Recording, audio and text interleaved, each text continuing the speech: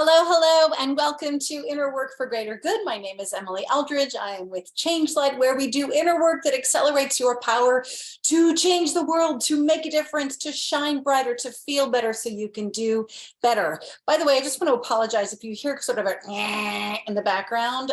I think they're like drilling or something in an apartment near mine, so I apologize. There's always weird noises here in New York City. So anyway, today's topic is, how does the subconscious communicate with us? And the reason why this came up for me this week is because I'm still working on the podcast. I know it's been a few months, but I've still been trying to format exactly how I think I should present these drawing out process sessions. They're live, they're recordings of the drawing out process. And so I've been trying to figure out how to present them. But the point is, I've been working with the very first episode over and over and over again. And what's really interesting about that episode, and I think I may have talked about it in previous episodes of this show, is the ways, the connections that she makes in her mind as we go into her subconscious and let it speak, the connections that she starts to make with like how, why she has a certain struggles in her life, why she has certain emotional reactions. And you can hear a lot of different ways that her subconscious has been trying to tell her all these years about this wound that she's carried for so long. And so I wrote down just a few of the, some of the things that came up, but then it also sort of led to, basically just these are the different ways that our subconscious tries to speak to us. Now, first, let me back up a bit and go, when it comes to your subconscious, there's a lot of talk about your subconscious. And that tends to be the stuff that's not conscious, right? The stuff that's in the background, the stuff that's unconsciously impacting how we're feeling, how we're thinking, how we're showing up in the world, what affects us, what bothers us. And so the subconscious is obviously a very important thing that we need to uncover if we're talking about doing inner work and feeling more whole and at peace and healing our wounds and shining brighter than ever. And one of the ways that I sometimes think of this and talk about it is I talk about how parts of us, let's say we go through an experience when we're children, and parts of us that, are parts of our power can be impacted by fear and pain and fall into darkness. And so, and I don't want to get into sort of, what I think are sort of the technology of the mind necessarily, but basically it's like those parts of us that sort of unconsciously that fall into our darkness, our subconscious, that are impacted by fear and pain, they can end up subconsciously impacting how we show up consciously or how we think and feel and behave. And so here are some of the ways, these are some of the ways that show up in this first episode that of the podcast, that when you listen to it, you'll hear that. Sorry, there was that rumbling in the background. I don't know if you can hear that. But that one of the, so here are a number of the ways, okay? One of them is obviously our emotions. So our emotions are that part of us that are signals, that are messengers, that communicate if something hurt us or something's bothering us or something doesn't quite feel right, that our emotions, whether we're having an angry reaction or a sad reaction, and obviously our emotions can be very conscious as well. But sometimes if we're having an emotional reaction to something and we don't necessarily know why, it can be because it's triggering something from our subconscious. So another way you can think about it also is triggers, things that trigger us, that are causing us to have an emotional or even a physical reaction that we may not consciously understand in the moment why we're having a reaction, but our subconscious, there's something back there that we're not totally aware of that is being brought to the forefront, that is being triggered or hooked or pulled, like a button being punched, and we have a reaction. So our emotions, they get triggered. Our bodies, I mentioned just a minute ago that our bodies, we can have physiological sensations. Now, again, I still haven't read the book, but Buster Van Kolk's book, The Body Keeps the Score, you may have read it. Apparently, it's been on New York Times seller forever, and my mother's been telling me forever that I need to read it, and I have it on my iPad, and I still haven't read it. I apologize. But speaking of that, from what I understand about that book and what he talks about, the body keeps the score. The body holds those memories, those feelings, those sensations that we had, those triggers, those reactions, that's a lot of our subconscious. So the body is a fantastic access point for the subconscious. If your body is having a physiological reaction, you can get a lot of information about what's really happening subconsciously, stuff again that we're not consciously aware of. Images. This is something I use really strongly in my work. My signature technique is called the drawing out process, in which we actually draw out what we're thinking, feeling, hearing, anything that's going on inside. And the reason why the drawing out process works so extremely well, and why drawing our feelings as opposed to just talking about them or thinking about them or journaling or what have you, the reason why drawing is so powerful is because that is the language of the subconscious, and it's a language of our emotions. Yes, we can put things into words, but usually, if you notice, there's almost sometimes a gap between putting something into words, because it's in here, but it's like, how do you put it into words? And the way I typically think about this is because you're asking your left brain to interpret what's going on in your right brain. The left brain is where we have our language and our analytical thinking. The right brain is typically where our subconscious, our emotions reside, and images as well. And images, in my experience, are the language of the subconscious. And as they say, a picture is worth 1,000 words. So when we get pictures, as we draw out our feelings, or as we tune into what's going on inside and what we're seeing and hearing and thinking and feeling, as we tune into those, when we get images, we actually get so much information from those images, because the subconscious can convey a lot really quickly in just an image. And that image can be symbolic.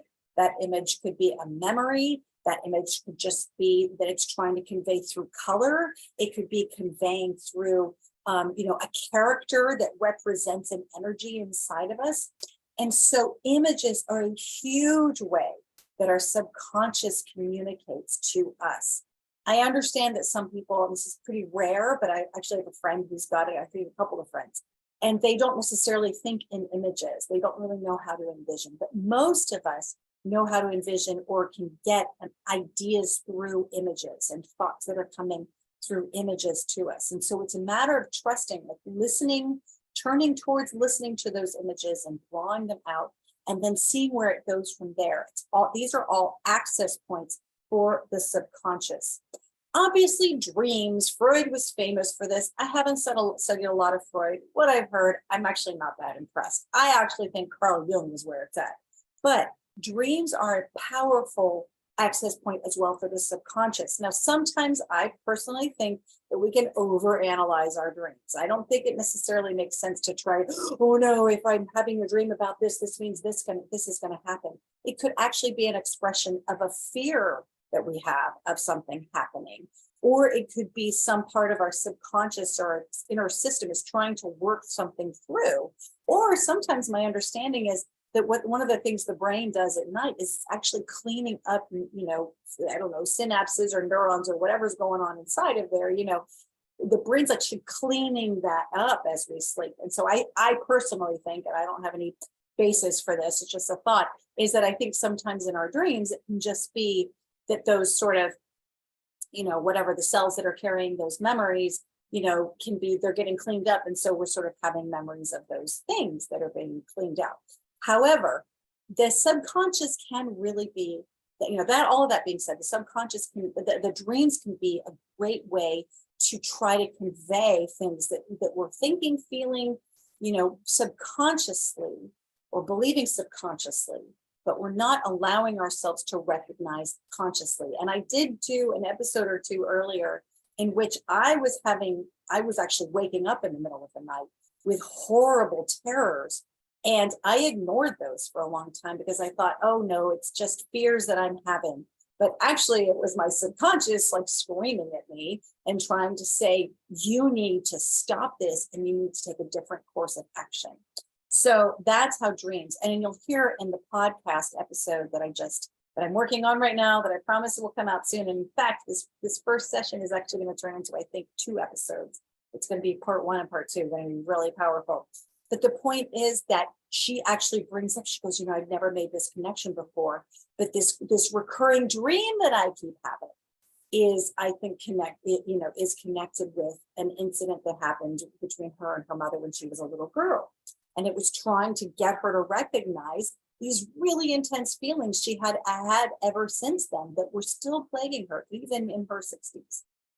That being said, so we've got emotions, your body, images, dreams, triggers. I mentioned those before, but also something I want to call pop-ups. One of the things I found to really trust when I'm working with a client, and obviously when I'm working with a client, like we're going in and we are really tuning in and letting the subconscious speak and letting their inner parts speak and letting their feelings and their thoughts and their beliefs come to the surface. So a lot of stuff comes to the surface. But I always tell my clients to trust whatever pops up, because what happens is suddenly they'll have a memory and they'll say, well, I don't know how this is related, but this is what's popping up for me. Or they'll start to have feelings, or they'll start to have sensations, or what have you, and it's just popping up. And I always encourage them, just go ahead and say it, because we never know where that's going to lead. And frankly, I never totally know what is important information and what is just sort of like a random bit that the subconscious just needs to sort of get out there. Or maybe it's some random thing. Sometimes even the mind is trying to protect the person, so it's trying to distract. It doesn't happen as often, but usually those pop-ups can have a lot of information. And in this first episode that you'll hear when it finally comes out, is that it starts actually by her saying, well, I have this recurring memory, that keeps popping up, and it keeps popping up, and I've worked on it, and I've been to therapy, and I've tried all these things, but it just keeps popping up. And that memory is of something that happened to her when she was a child, that in her conscious adult mind, she looked at it and was like, no, but it was such a funny experience. And it just seems so silly. And why am I getting upset about that? So her conscious adult mind had this pattern, this habit of dismissing it. It would pop up inside of her and she'd dismiss it. But it kept popping up, as she says in this session. But it just keeps popping up, but it just keeps popping up. And, and she said that as she'd gone to therapy, she realized, well, actually, it wasn't such a funny thing. It's actually really hard and really painful, but it just keeps popping up. So the point is, she didn't know what to do with this.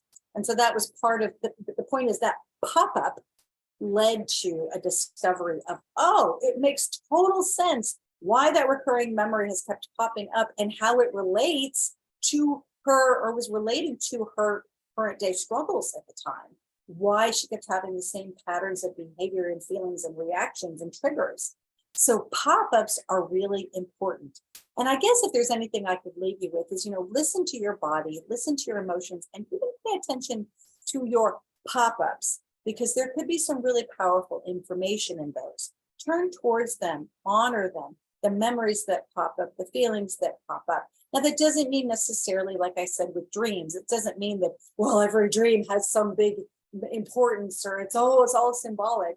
Not necessarily. It could just be that a part of you is trying to process. But if something feels important, or if something just doesn't go away, or there's some part of that memory that just keeps sticking for you, really turn towards it, listen to it, honor it, and listen for the wisdom that it's trying to get across to you. I always talk about that. Listen for the wisdom.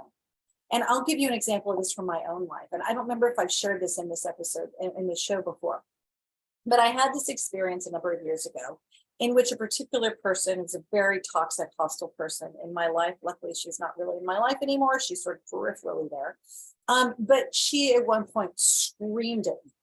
She screamed at me and the people around us. I won't go into it because it might reveal who this person is, but she screamed at me and some others in the area, in the vicinity. And she screamed certain words at me that in the moment I knew. So I heard those words. Let's put it this way. She screamed all this stuff.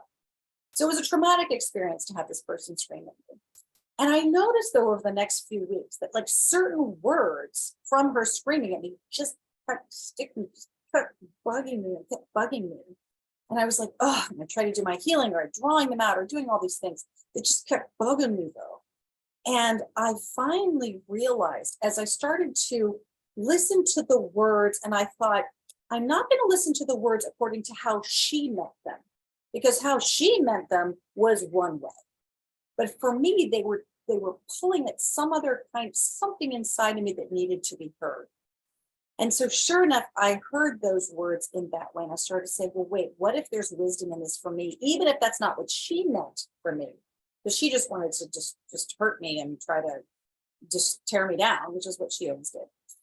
But what if there's wisdom in there that's like, well, no, wait a minute, maybe there's something I need to pay attention to here in this situation that I maybe need to change or adjust or see something that I haven't been seeing. And sure enough, those words, as I actually listened to the words, again, not as she intended, but as I felt my wisdom was trying to get across to me, it was really, really good information for me to realize that, you know what?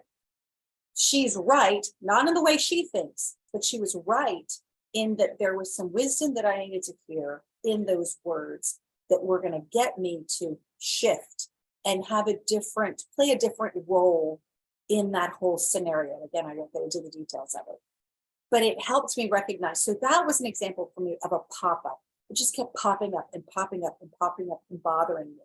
And as I kept turning towards it and listening for the wisdom and why does this keep popping up, it really gave me some great information. And I started to make a lot of changes, and I started to change my behaviors and change my role and change my perspective. And really in that situation, actually, I started to back away from it because it made me realize how very toxic it was and that there was no point in me trying to change it. And not only that, but I was actually powerless to change that situation. That's ultimately what those words were trying to get me to hear, even though that was not her intention. That's what my subconscious, my inner wisdom was trying to get me to realize.